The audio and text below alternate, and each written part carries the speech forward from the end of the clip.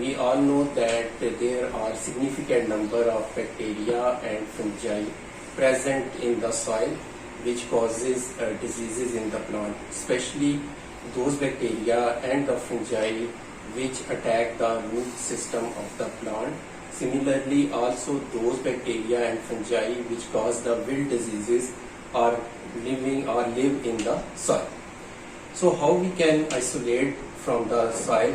This is a challenging job. Why? Because the soil not only contain the plant pathogens, but it also contain the many microorganisms which play crucial role in the decomposition of organic matter. It also contain the bacteria which are very important for the plant life, such as nitrogen fixing bacteria. So today we are going to talk about how we can isolate the plant pathogenic bacteria or fungi from the soil.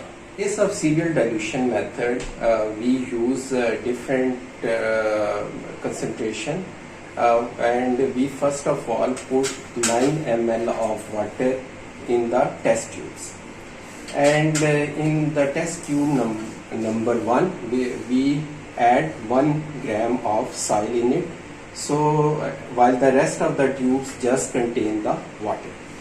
So all these test tubes are present in a series. First is the test tube number 1, then 2, then 3, and then 4, and then 5, and then 6 and 7.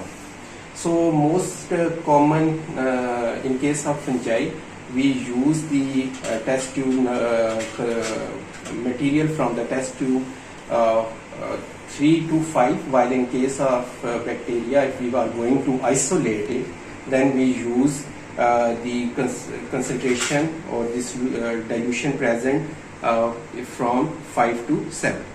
So in order to mix it, we put the test tube on a vertex mixture. The vertex mixture is used to mix the soil in the water. So now it is going to be mixed.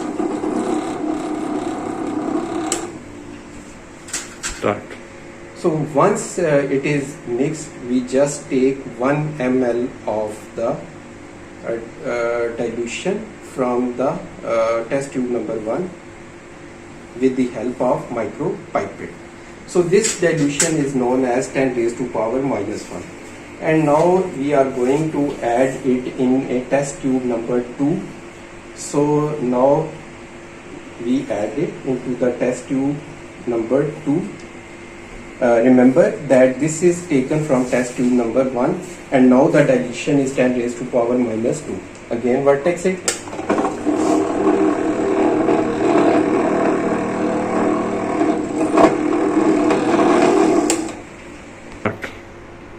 So from the test tube number 2, we again take 1 ml of the dilution with the help of micropipette and add it into a test tube number 3.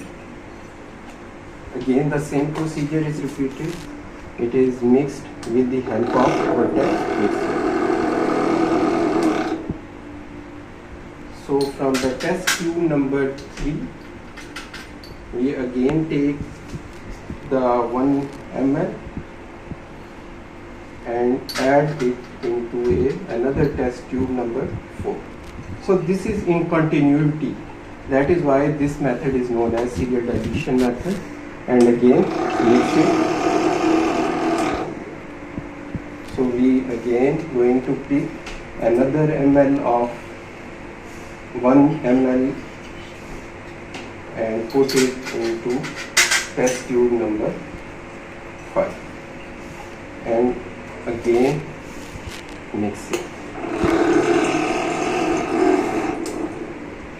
So dilution present in test tube number 1 is 10 raised to has a power 10 raised to power minus 1, then 10 raised to power minus 2, 10 raised to power minus 3, and 10 raised to power minus 4, and the dilution which is present into the test tube number 5 is 10 raised to power minus 5.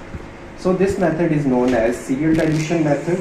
Like any TV serial, one episode is connected with another episode. Here one test tube dilution is connected with the other test tube dilution all these dilutions are coming from the test tube number 1. So if we want to isolate the pathogen from the soil, then it's up to us that what dilution we are going to use it. As I told you earlier, for the isolation of fungi from the soil, we usually use the dilution power 10 raised to power minus 3 to 10 raised to power 5, and in case of bacteria we use the dilution 10 raised to power minus 5 to 10 raised to power minus 7, while the number of the bacteria is much more than the fungi. So for example, we want how many fungus or the bacteria is present in dilution 4. We just take 1 ml of, or even 100 microliter if it is there are lot of microorganisms present in it, and then we are going to drop it onto the media plate. So remember that we have taken the dilution 10 raised to power minus 4 because we've taken it from the test tube number 4. Now it is always advisable to perform this experiment in the laminar flow to avoid the contamination, but we are just for the demonstration performing it on the bench top. This is the media plate which contain the media, and the media we all know used to support the growth of microorganisms. So what we will do, we just drop this dilution in the middle of the media plate. But if we don't mix it, what will happen? All the microorganisms grow over there. So we try to mix it all over the media plate with the help of this spreader. So once it is mixed over there, we just put back the lid and put it at the incubator in order to see how many microbial colony appear on it. This is the media plate we previously used, on which we put the bacteria, and if you look at that, different colonies are appearing on the media plate. Their number is quite large one. So we have to count them, and once we count them, we put them in a formula in order to know how many colony forming units are present.